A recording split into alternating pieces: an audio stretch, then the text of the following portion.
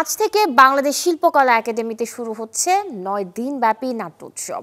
July August গণঅভ্যুত্থানের ১ বছর উপলক্ষে যৌথভাবে আয়োজনটি করেছে সংস্কৃতি বিষয়ক মন্ত্রণালয় ও বাংলাদেশ শিল্পকলা একাডেমি। উৎসবের প্রথম দিন নাইলা আজাদের রচনা ও নির্দেশনায় রিভোল্ট নাটকটি মঞ্চস্থ করবে টিম কালার্স।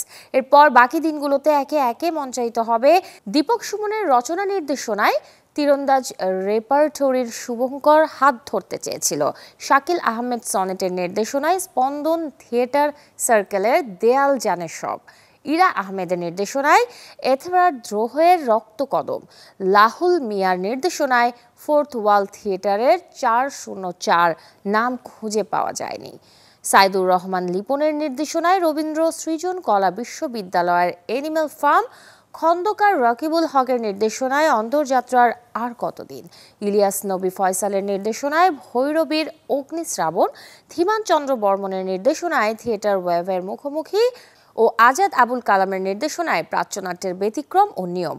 ৮ আগস্ট পর্যন্ত একাডেমির জাতীয় নাট্যশালার মূল থিয়েটার ও এক্সপেরিমেন্টাল থিয়েটারে চলা এই উৎসবের প্রতিটি প্রদর্শনী দর্শকদের জন্য থাকবে উন্মুক্ত।